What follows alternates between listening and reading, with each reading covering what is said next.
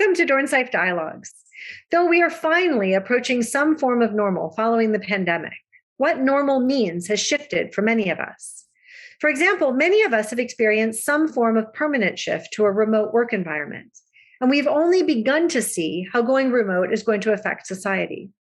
What does it mean, for example, when we welcome a new colleague who lives in another state into our offices, a colleague who we may never meet in person?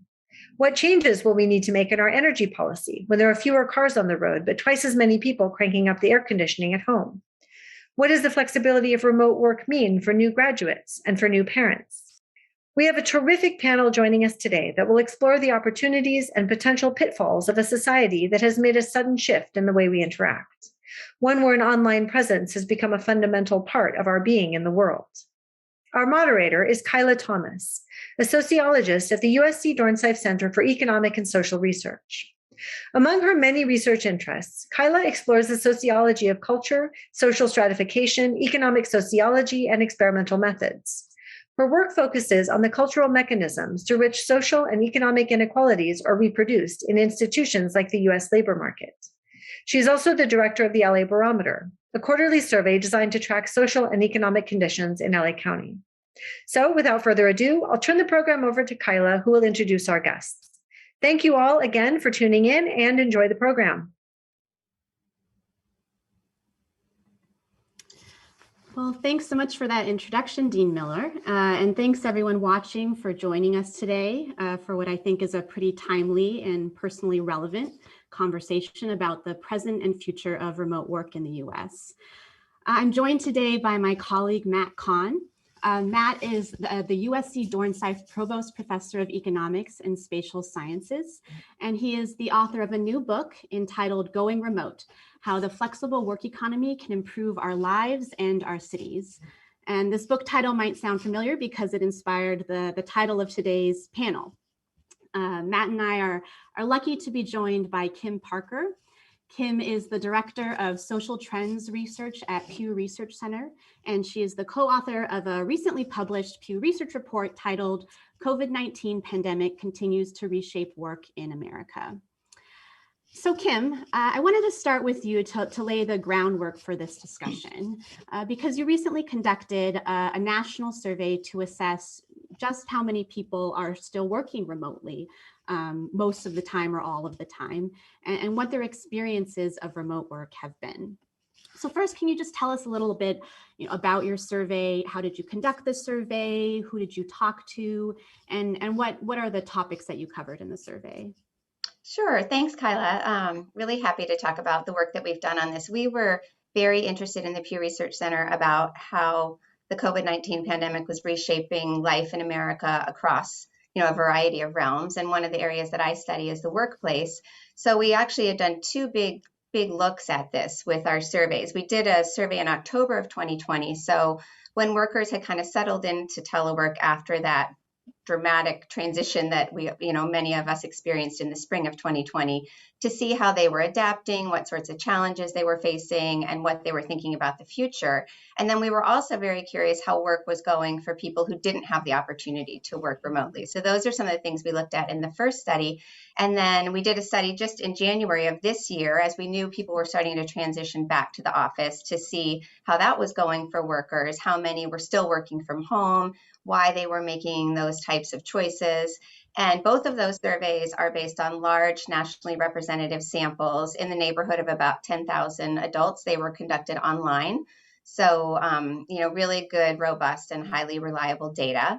And just to give you the sort of basics of who's still working from home, in the most recent survey, we found that among those who say that their job can be done from home, 59% were working from home all or most of the time in January of this year. Now, that was down from 71% in October of 2020, but still significantly higher than the 23% who said that they had been working from home prior to the pandemic. So in very short terms, it really accelerated a gradual shift towards telework. And now that people have transitioned back into the office, that the share that are working from home is still very robust and high. And we'll talk later on about some of the reasons that people are making those choices and what some of the benefits have been.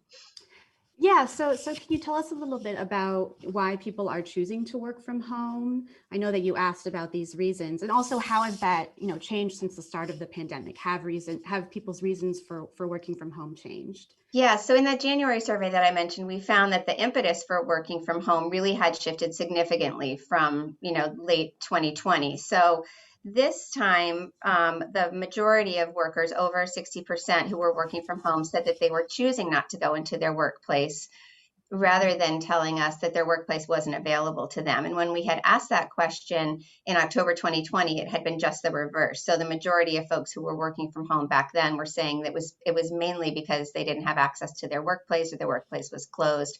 And only a minority said that they were actually making that conscious choice to work from home. So we really saw a shift in motivation among workers, a very significant shift over that time period. So you would say now it's kind of out of preference more than out of necessity. Exactly. Mm-hmm. Okay. So Matt, I wanted to bring you in here. The results of Kim's report suggest that remote work is here to stay, perhaps for a significant proportion of American workers. And in your book, you imagine a post-COVID American workforce not unlike the one that Kim describes. So one in which at least a third of American workers are working remotely. And you make a series of pretty optimistic predictions regarding the impact this new work economy is likely to have on workers, on their employers, and even on whole cities, on regional inequalities. So first, for those of us, in the audience who haven't had a chance to read your book, could you just give us a little background on your book? What inspired you to write this? And broadly, what kind of a future do you envision for all of us? Kyla, thank you. Folks, I'm an urban and environmental economist, and a big theme of my life's work is the crucial role of quality of life, of what is the good life and where do you want to live your life? Back 25 years ago, my wife and I wrote a paper on power couples. Our definition of power couples was two individuals who are married, who are both highly educated. And we documented that over the last 70 years, these couples in the United States are increasingly living in America's superstar cities, New York, Los Angeles, San Francisco, Boston, the superstar cities. But folks, a challenge with superstar cities is they're congested, expensive, and not everyone can live there, and not everybody wants to live there. So Kyla, the first theme I want our listeners thinking about is before the crisis of COVID, the American economy was unfair. There was this geography of jobs and good jobs concentrated in these expensive, congested, coastal elite cities, and not everyone wants to be there. And so the 30-second overview of my book is that a silver lining of our COVID tragedy is that we've gotten work from home, which I think will persist, and that it's going to create a new economic geography that opens up many possibilities for our diverse population. What work from home does is it means we're untethered. We no longer have to, our commute no longer pins down where we live. So Kyla, each of us has our own conception of the good life.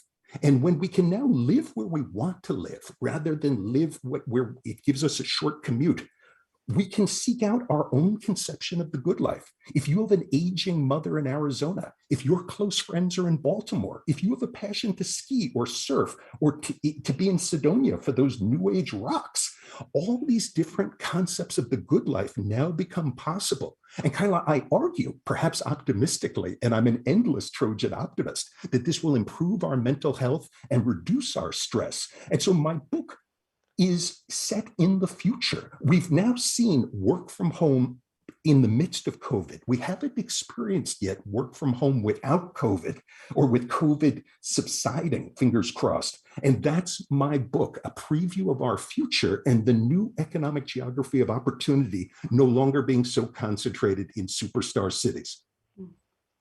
So is the idea that, we weren't necessarily living the good life before, where a lot of people weren't? Yes. So of course, if you are, so my son is very excited about moving to New York City, and he's actually hoping that people like me go remote in a game of almost musical chairs to open up cheaper rents for him. But Kyla, in America's recent past, you had to go where the action was. There's an old cliche in urban economics. Do people follow jobs or do jobs follow people? And each of us, again, has our conception of the good life. If you love to fish, but you want to be an academic sociologist, where can you locate? If you're a tech programmer, where can you go if you don't want to be in Silicon Valley? An example, African Americans have been underrepresented in tech. And many African Americans choose to live in Baltimore, a city I lived in for 2 years. I argue in my book that work from home opens up exciting possibilities of working for an Amazon HQ2 or HQ3 while living in Baltimore. And so, Kyla, that's what I mean about having it all, of working for leading firms while not necessarily living in those areas, which are both expensive and may not offer you access to the culture and family opportunities you want. So what about for employers? Because I know, employers are also grappling with how to respond to requests from workers to work from home. Do you think, employers have anything to gain from this new work arrangement? So a big theme when I was young in labor economics is firms face an HR issue. They want to attract and retain excellent workers. If they're serious about the diversity goals of greater gender and racial diversity, by opening up opportunities and new ways for workers to work where they're happy, worker mental health will be stronger and firms will face fewer retention issues. Because kind of from my perspective, and I am not a business person, I'm a lazy academic. If I train a worker and she subsequently quits, I'm now going to have to train someone new. A happy worker who stays with the firm will be more productive, and the firm won't incur these repeat training costs if workers stick with the firm. And so it can be profitable for the firm to think about new work arrangements that meet workers' diverse goals. Okay, so Kim, Matt's provided us with a pretty optimistic set of predictions regarding the impact that remote work might have on workers, that it creates this opportunity, this possibility that workers didn't have before. So you asked workers in your survey about how they've experienced working from home and what the benefits and some of the downsides have been. So can you take us through some of the benefits from workers? Are you seeing what Matt's described in your survey results? Yes, I think we're seeing some of what Matt's described for sure. And going back to the first survey we did in October 2020, we found, somewhat to my surprise, or I found this very interesting, that the transition for many workers was not seamless, but it was pretty easy. So large majorities told us when they started working from home, they had the technology they needed to do their jobs. They were able to meet deadlines. They had adequate workspace. So that initial transition wasn't as traumatic or as difficult as some might have expected it to be. And then when we asked people this year who were new to telework, so folks that weren't teleworking before the pandemic but are doing so now, we found that most said working from home has made it easier for them to balance their work life with their personal life. And many also said it's made it easier for them to get their work done, which is, bottom line, productivity is an important issue. So those were some real benefits that we saw coming out of telework.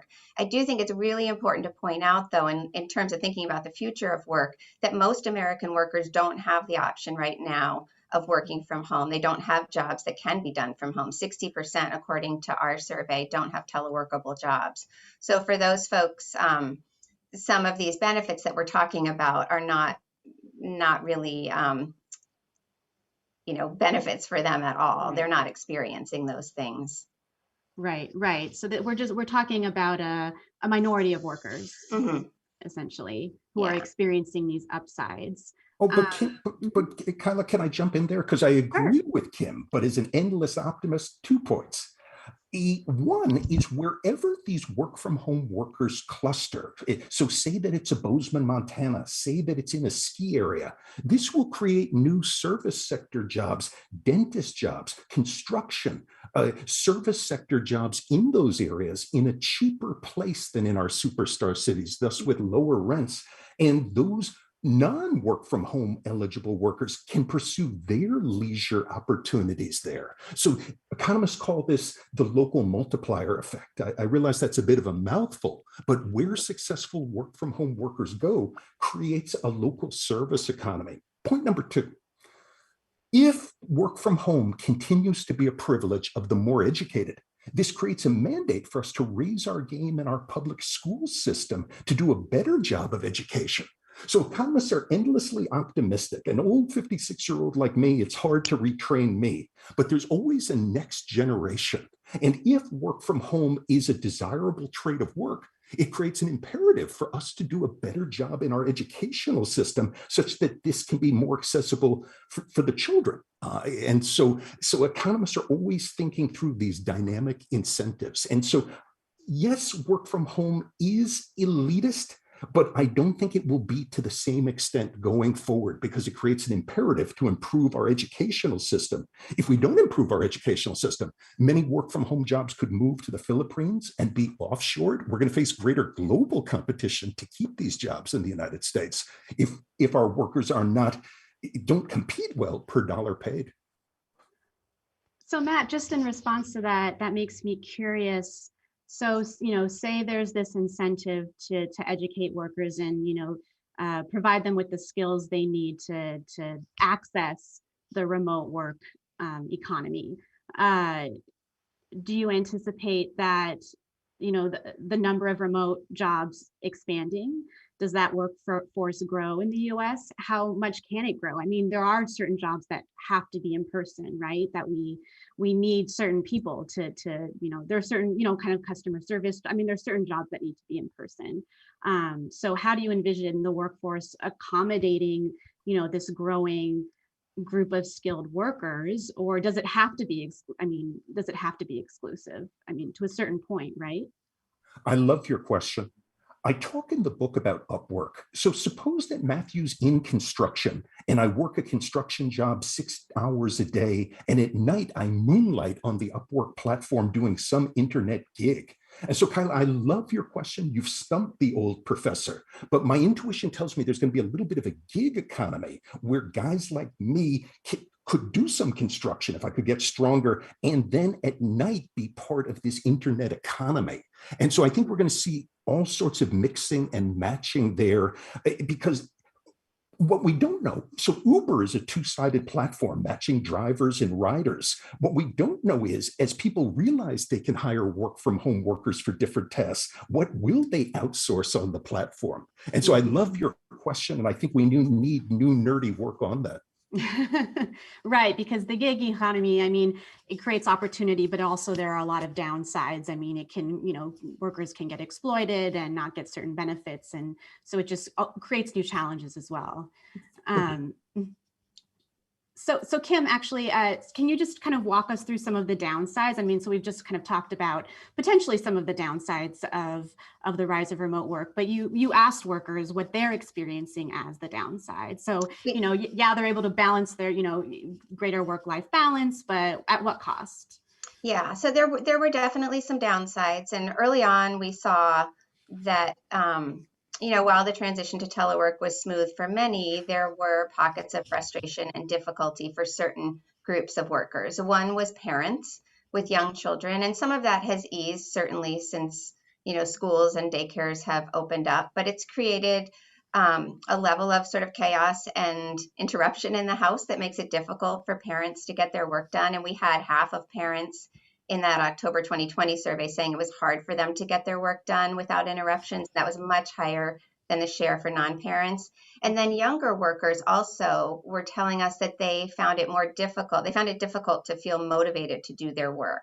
And they said that at higher rates than older workers. And they also said that they were less likely to say that they had adequate workspace at home compared with older workers, which makes sense because many young workers might be living in shared living spaces or living still at home with their parents, as we know from other research we've done. So those were some challenges that certain groups of workers faced. And then in our most recent survey, I'd say the biggest downside that we heard from respondents was the lack of connection with their coworkers. And that seems to be the big trade-off here. With more work-life balance comes less connection with coworkers. And that's sort of a trade-off that, workers are sort of dealing with in their own minds. But I think from our survey, they would take the work-life balance over the connection, but they're definitely feeling that loss of connection. Now, interestingly, we wondered whether workers who are working from home were feeling that not having that in-office experience or that face time with their supervisors or the leadership of their organization was having any sort of long-term career consequences for them.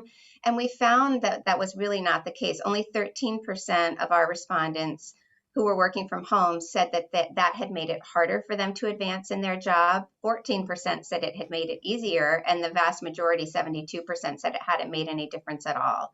So we didn't find that people felt they were missing out on plum assignments or missing out on opportunities just because they were at home. That's really interesting. Can I jump in there? Because I agree with Kim. My son, my 20-year-old son, is really not excited about Zoom. He wants face-to-face interaction in big cities is what he wants in every piece of his life. And something I argue in my book, and I'd like to hear your reaction, is for-profit firms who recognize that they need to mentor young people will need to figure out how to incentivize middle-aged workers to mentor and to step up and to provide this training of the next generation. I think that this is absolutely crucial. And I think we're going to have a competition in capitalism to see which firms figure this out. But my son is desperate and wants to join a firm that's 5 days a week face-to-face. No Zoom for my young man. Mm-hmm. Right. I mean, mentoring is already a challenge. I mean, when we were all in person, it was a source of inequality in workplaces. And you could argue that it becomes even more challenging when we all go online. I mean, I've, read news articles where they, have interviewed people and talked to young workers who are struggling, especially workers who enter firms, have entered firms, during the pandemic and never met any of their coworkers in person. How do you integrate into a company like that and find mentors? That's a big challenge. So Matt, I'd be curious, what you consider to be the downsides of a remote work, of this new work economy. So, we talked about lack of social connection, and you argue that it creates this incentive for firms to accommodate and to change. But is there anything else we should be concerned about? Any risks that it poses to workers, to firms? Several. Ed Glazer is a great economist at Harvard and a good friend. And he has argued that much of the vibrancy of the US economy is this Jane Jacobs idea of serendipity and face-to-face interaction, of how many of the great ideas in American capitalism have been come up with because scientists of just people bumping into each other, either within firms or across firms in cities, and having a power lunch and trading ideas with strangers. And Glazer and some urban economists worry that in our Zoom economy, you can interact with people you already know, but how do you make new contacts? And how will we know what we've lost when there's less serendipity in our life? Kyla, point number 2. Many cities like San Francisco have built up their public transit systems for this rush hour haul of bringing all these people in at rush hour. If we built up these large capital of what do we do with our transport infrastructure and our commercial building towers, if we built up this whole 9 to 5, we can think back to that movie with Dolly Parton, and I'm forgetting a couple of the actresses. We built up this whole world about going to work, and we're going to have this capital overhang, and major cities such as San Francisco and New York City are going to face fascinating issues. Can they turn commercial towers into residential towers? With all these public sector workers who work in transit, what do these men and women do all day long if there isn't such demand at peak times? On some level, we have a mismatch between the world we've created up to 2020 and our new world that we're entering into. Yeah, actually, I think about that a lot. I run this survey of LA County residents, and we have a whole section on transportation, on mobility in LA, and we've been trying to assess how people feel about public transportation. We've talked to, LA Metro to try to, provide them with important data. And it was all, the goal was to get more people on public transit to, that's been the county's goal. And now, and how to make it easier to commute to work. Now fewer people are commuting to work. What does the future of public transit look like? That's a really hard question. Kyla, can I add one more? I'm getting older and I'm forgetting my talking points. In presenting my Going Remote book, I've had the opportunity to be on some rural radio stations, and I've met some very smart people who say, Professor, I'm worried that with all these city slickers, all these Billy Crystals moving from center cities to my rural area, that it's going to change the character of our area and bid up home prices there. And so I've had some very interesting discussions of, as some Americans move out from our superstar cities and move to more rural, lower density areas, will they disrupt the character of those areas? And so, Kyla, in sociology, I know some rural sociology. Is there a Goldilocks literature discussing the willingness of communities to change and to welcome new people who move in, the Billy Crystals, if I could crack my joke? Well, I think about when I was reading, when I was kind of thinking about this move out to rural communities, ex-urban communities, what the impact is. I'm not very, super familiar with that literature. There is a literature out there. I would be concerned. I have a less rosy prediction about how that pans out.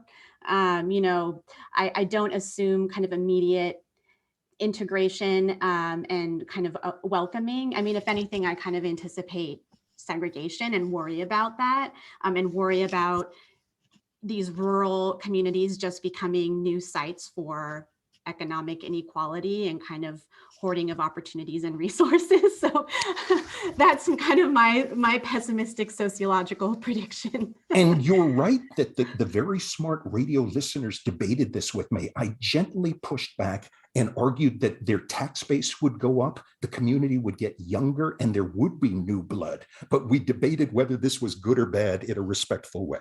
Yeah. Well, Kim, I'm kind of curious because I know in your survey, I know you said you recently conducted a survey as well on why people are quitting their jobs and access to remote work and, this desire to relocate. That factored into some of people's decisions. Could you just talk a little bit about that? How do people feel about commute? Yeah, I just wanted to add a little bit to the discussion about people leaving cities and moving to suburban or rural areas, because we have done some work on that as well. And, it's a real phenomenon, but it's occurring at the margin. So it's definitely not a mass exodus out of the cities at this point. So not too much cause for concern. I think to the degree it's happening, it's a very small percentage of city dwellers, and people have all kinds of reasons for staying put where they are. And so it's hard to pull up stakes and relocate from a city to a rural area. But yeah, so in terms of people leaving their jobs and the reasons that they told us why they were leaving during the Great Resignation, as it's come to be called, mainly during 2021, the top reasons we found for people leaving a job were that the pay wasn't high enough and that there weren't opportunities for advancement for them. Another big one was that people felt like they weren't being respected at their jobs. So the desire to work remotely registered, but low relative to those other, kind of more important and pressing reasons that people had for wanting to quit a job. And also, I think there's a growing awareness that the labor market is favorable to workers who want to make a switch. So people were thinking, there might be something better for them on the other side. And then we asked people who were in new jobs now how that was going relative to their old job. And for many, things were about the same. On balance, things were better than worse. But on certain things like benefits, the majority said it was about what they had before. But then again, on balance, more said that they were making more, earning more money and finding more opportunities for advancement. So for, many of our respondents, that move, that switch from one job to another was a positive thing for them. Interesting. Yeah. So it seems like this opportunity to relocate that remote work provides, perhaps it's something some people are taking advantage of, but we're not yet seeing a large exodus from cities, which suggests that, there are other things that tether people to their neighborhoods. Exactly. Yeah. But I would add to that, And we received a question on this point. One reason why people might not move is rising home prices in places which they were considering moving to. And so I am an economist, always thinking about supply and demand. And so suppose there's a very desirable area, whether it's Santa Monica in Los Angeles, or whether it's Santa Barbara in California, or whether it's Bozeman, Montana.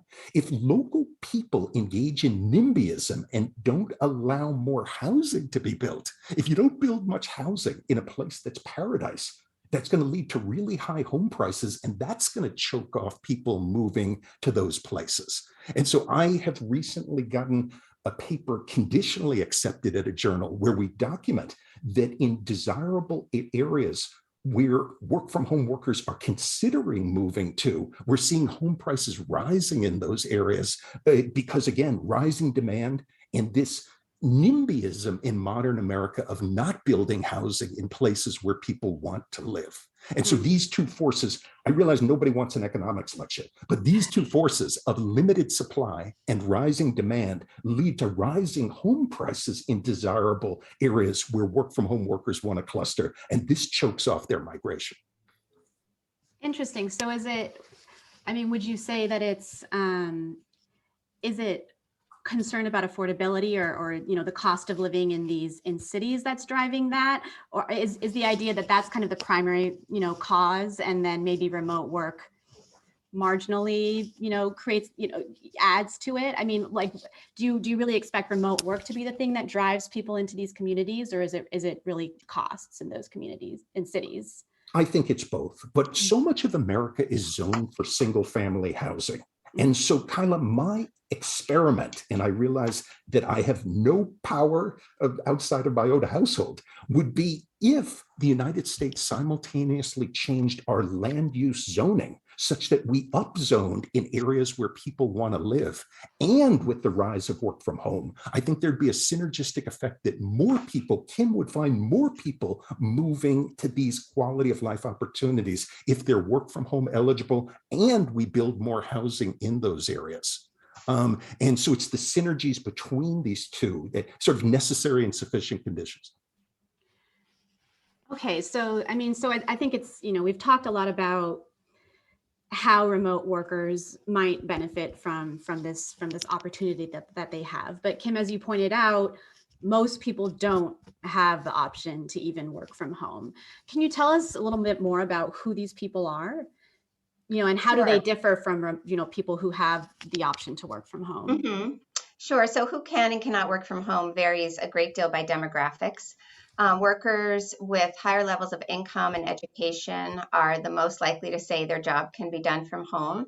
And just to put some numbers behind that, we found that 76% of lower income workers say their job cannot be done from home. And that compares with 44% of upper income workers. So that's a huge income gap there. And the patterns by education are similar. And then if looking at race and ethnicity, we found that Asian workers are more likely than other racial and ethnic groups to have teleworkable jobs. Hispanic adults are the least likely to have these types of jobs. And of course, there are differences across industry as well. Yeah, could you tell us about industry? Oh, sorry. Go ahead, Matt. But Kyla, I want to jump in. That these facts that Kim has taught us are very important, but there are no laws of physics in social science. These are currently true, but I'm very optimistic that if there is this gap, this then creates an opportunity to close this gap. And so whenever I hear a social science fact, I find that interesting. But I would ask, what investments do we need to make such that there's more equality in this opportunity? Why have Asians had greater access to these eligible jobs? And what role does school quality, school choice, and neighborhood choice when children are young play in determining this? What role does parenting play? And so the rise of the work from home perk, yes, we can make this into the 1% versus the 99%, but I want to flip this around. You're not going to hear much Thomas Piketty from me. I want to turn this around and say that this creates an imperative to improve our schooling in America, and that within a generation, this can change. And so that's the flavor of my optimism of, if we're worried that there's inequality here, what are we going to do about this?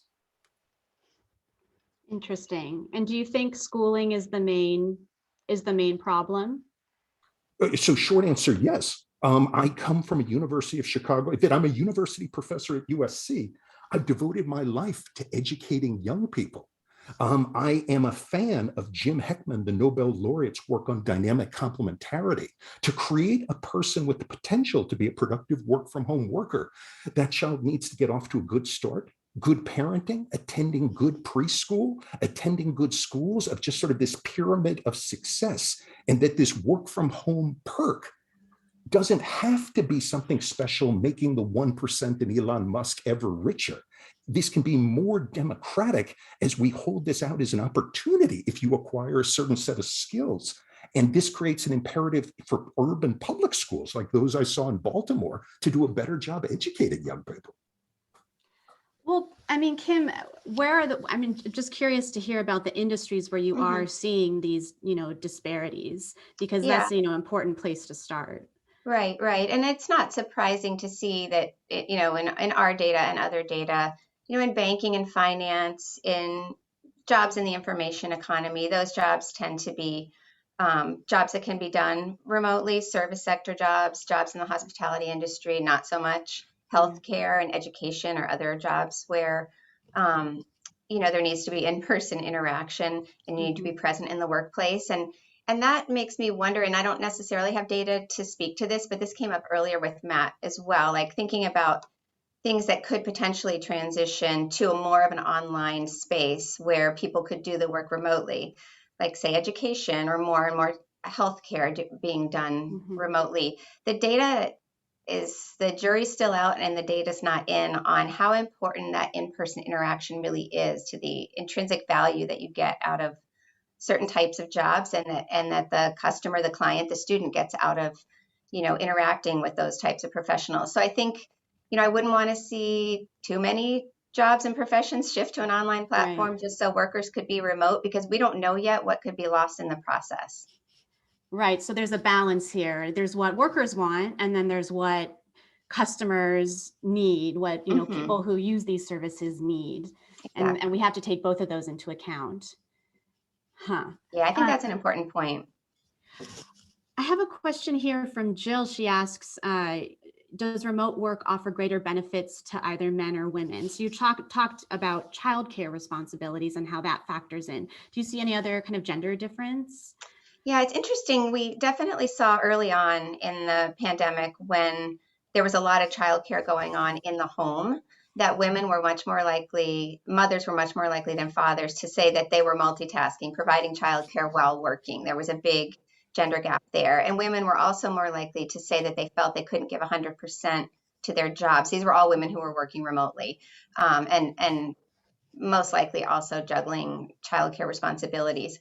But we don't find big gender differences in terms of the uptake of remote work. So among those with teleworkable jobs, men and women are about equally likely to take advantage of that option of working from home.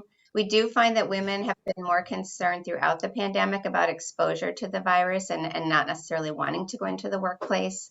That again could be connected to being mothers of young children, but that obviously wouldn't apply to all women in the workplace. So the gender differences aren't as wide as you might expect, given some of the other gender differences we know exist in the workplace. So Kyla, can I jump in there? I want to push back, if we can turn this into professional wrestling. I want to make 2 points from urban economics.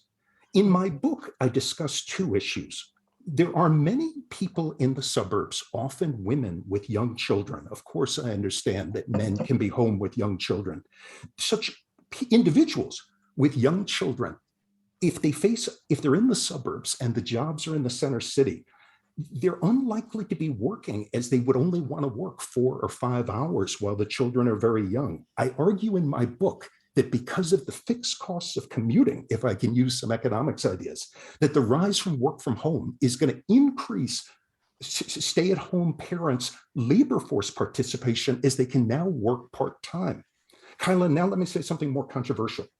If firms anticipate that certain workers are not going to opt out when they have children, such firms are going to mentor such young workers more.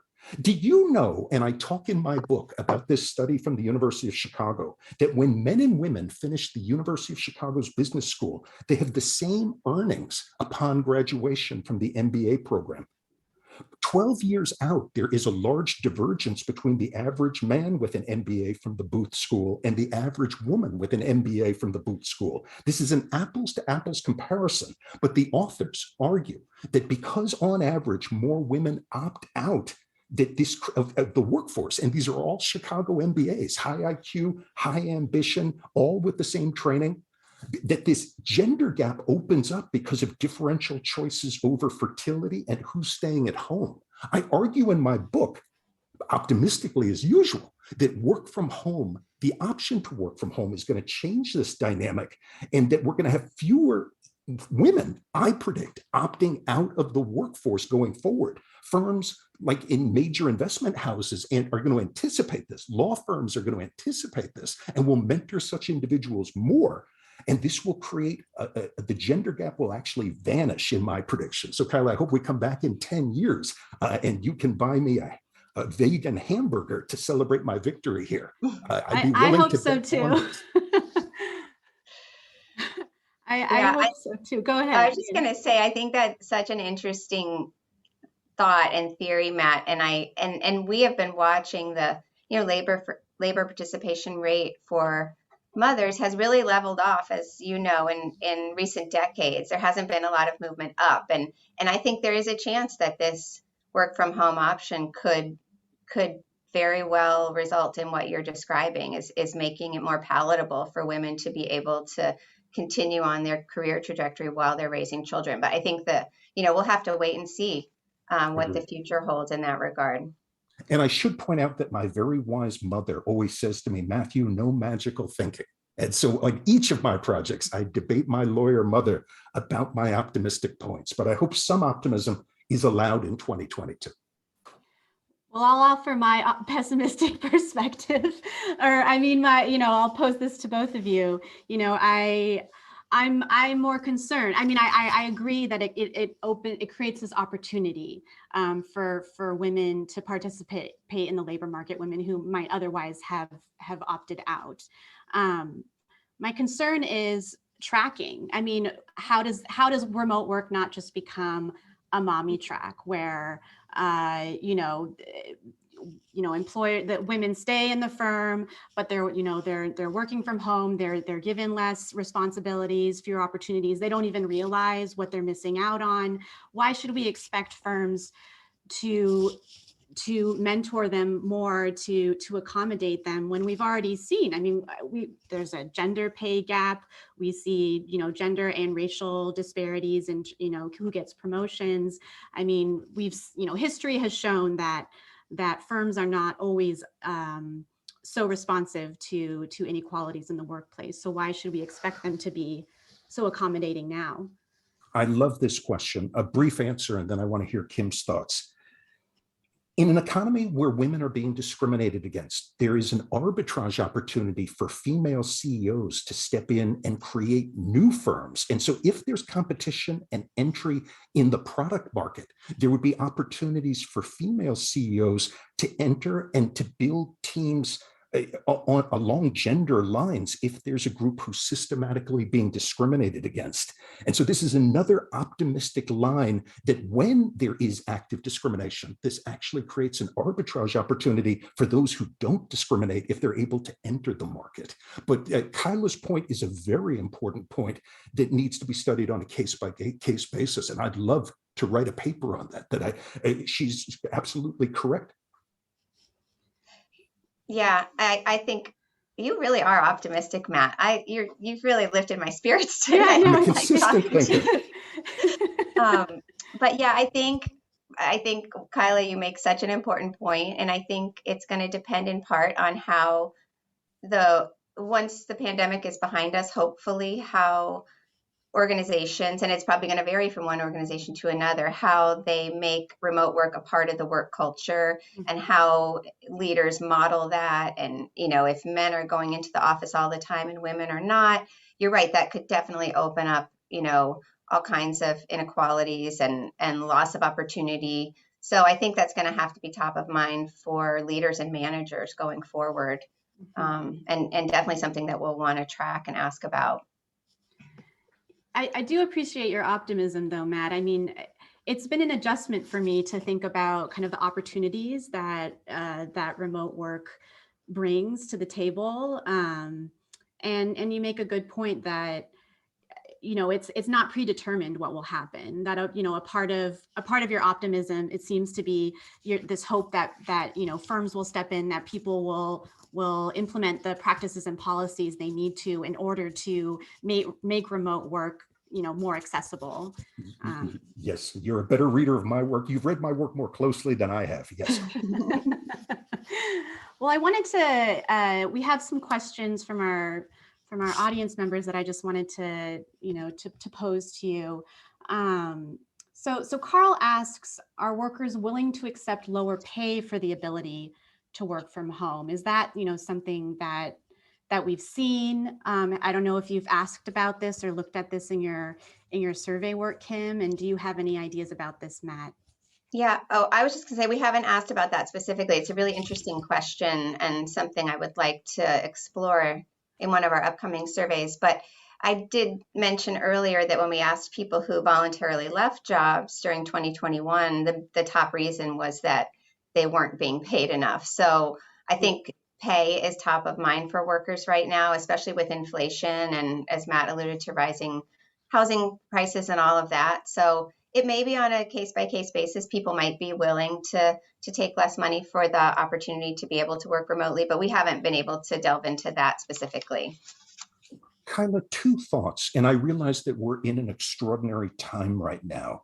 And again, my book is slightly science fiction, that it's basically set, it's not like Star Wars, but it's basically set maybe 5 years from now.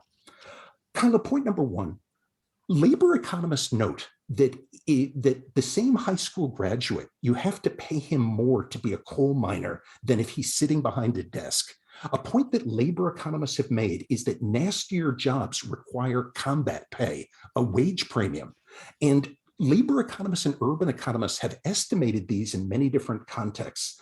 I raise this because if work from home allows you to work, to live anywhere, there's no free lunch, according to economists, and thus you're going to have to sacrifice some income if you can live in your own Xanadu. And so I think there's plenty of historical evidence in economics that people don't always take the highest paid job because there's no free lunch. It tends to have disamenities, to be unsafe, nasty, polluted, risky. Conversely, if you love to ski, you might be willing to be paid less by Apple or Amazon if you can live close to your mountain. Finally, some people will choose to live where home prices are lower, and home prices are lower the further you get from major cities. Land prices get cheaper and cheaper the more you get out into the agricultural fringe, like 120 miles from New York City. Home prices start to decline. And if you can live out there and infrequently go to New York City, your Wall Street firm could pay you less, but your real earnings would be lower because the home you can afford is cheaper. So, you know, on that note, we have a question actually from Jerry, who asks, you know, if remote work becomes pervasive, what happens to the communities that get left behind, you know, when people move to other places with better quality of life? I mean, should we be concerned that, I mean, Los Angeles, New York, that these, you know, superstar cities, as you call them, are going to decline? So, Kim, if I can go first, but Absolutely. I do want to hear your thoughts. I'm going to say something optimistic. I'm going to get punched in the nose. I'm a fan of competition. Baltimore, over the last 50 years, has lost 300,000 people as it has shrunk from 900,000 people to 600,000 people. In my book, I argued that Baltimore could become a bedroom community for Washington, D.C. So I want to argue Jerry's point two ways. Those places that raise their game and offer good quality of life in terms of government services, clean air, safe streets, good schools, they're going to attract these footloose workers. Jerry's right that if an area fails to compete, it could have a brain drain and lose people and actually become a poverty magnet. But I would flip that around and say that that creates an imperative to raise your game. There's always young people. While Baltimore is a gritty city, there were still young people moving to the city who loved that city. And so those cities, whether it's in Newark, New Jersey, those cities that can reinvent themselves in terms of quality of life, and I think there'll be an imperative to do so. So I agree with Jerry's point, but because I agree with Jerry's point, I actually think we won't see those cities slink in the rankings because their mayors will have strong incentives to raise their game.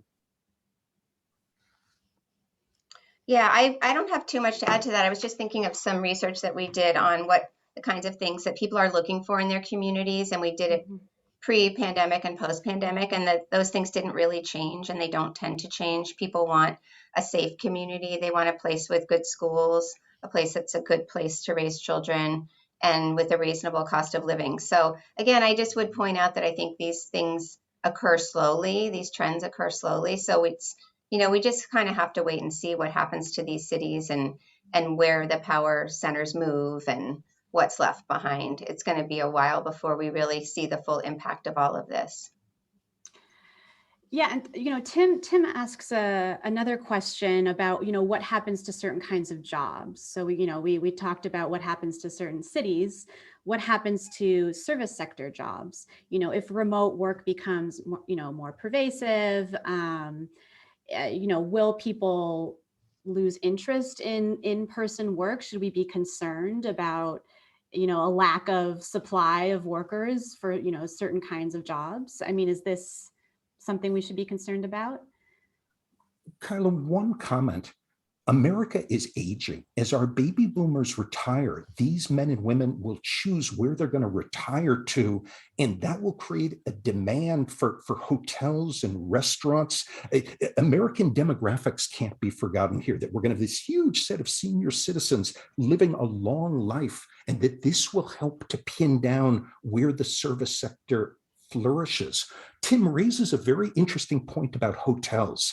I think we're going to have fewer hotels focused on business people there and I think more hotels will be about tourism and competing with Airbnb for experiences. So Kyla, it was on the internet that you could live on an oil tanker and that it had good internet service, that you could live on this oil tanker as it moves around the world. So that's a little bit I was hoping for a laugh. That's a little bit of an extreme example of work from oil tankers, or WFT.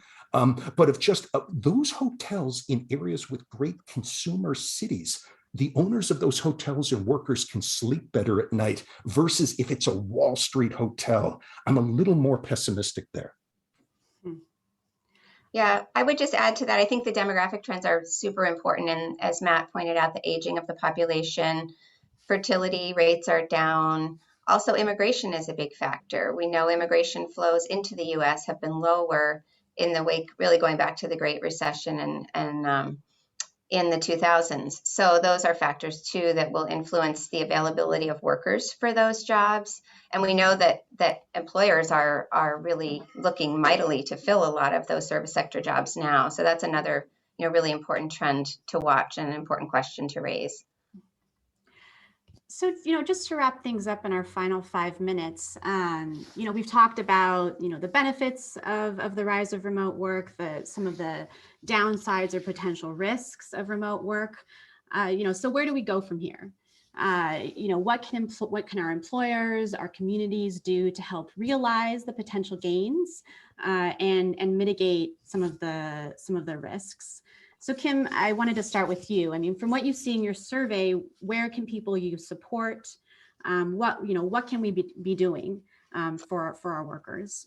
Yeah, it's an important question. It's a tough one for me to answer with the survey data that I have, but I think at a very basic level, the remote work genie is out of the bottle, and I think it's going to be very hard for employers to put that back in. And they need to recognize that, and also recognize that, at least according to workers, productivity hasn't suffered. So we don't need to be afraid of letting people work from home anymore. And workers' quality of life has really benefited. And we've seen that on various measures that we've been able to capture in our surveys, and others have as well. We also know to a certain extent that workers are in the driver's seat, and we've talked about this with current labor market conditions, and that they're going to be able to call the shots to a certain extent. So not just asking for higher pay and more opportunities, but potentially asking for the ability to work remotely if that's, something that they value and something that's important to them.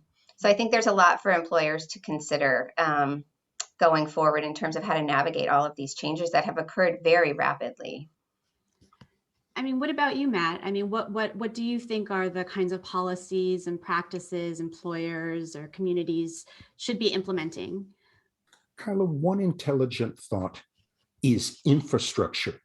If America has better high-speed rail in certain corridors, like the Northeast Corridor connecting New York, Philadelphia, Baltimore, Washington, D.C., if you can quickly get around the corridor, this creates all sorts of opportunities to live in a Baltimore, but then to be in another one of these cities a few days, a week, or a month, of just all these different permutations. If cities like Los Angeles adopt road pricing, Los Angeles is about to elect a new mayor. If more American cities would enact road pricing so we have less traffic congestion, we'd be better able to move around and to maximize the possibilities of power meetings. If we're no longer going to headquarters, but we're having all these different meetings with people decentralized through apps, and how do we have more connectivity in cities? We can have this if we can move at higher speeds, both across cities and within cities. Finally, pollution. At Dornsife, we're very interested in the environmental challenges. If people go remote, they're going to be using public transit less and driving more.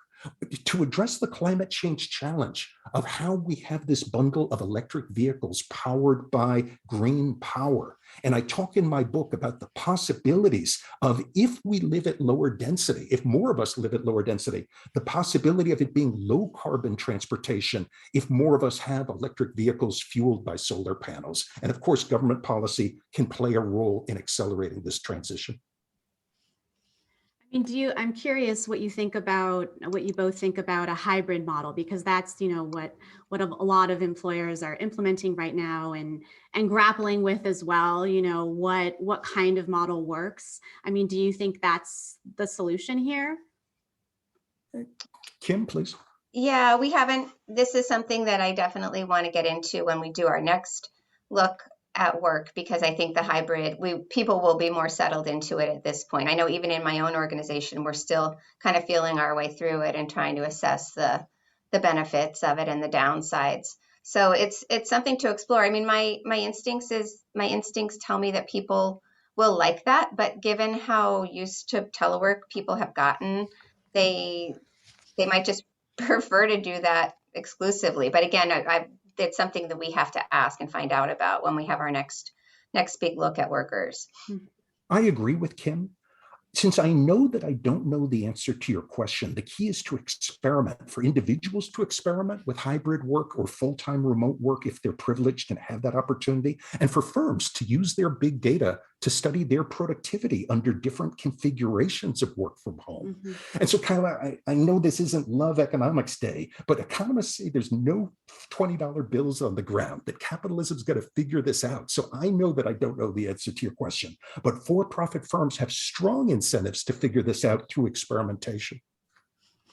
Interesting. Yeah, I mean, we have a question from Laura as well, who asks about, how do we feel about employers, changing the way they monitor employees, because hybrid work, monitoring employees more, that can, also constrain the kinds of personal freedom that remote work affords to people. So, I think this is something that employers are grappling with right now, and it seems like they have an opportunity as well to draw on the data that they have and experiment and see what works for them.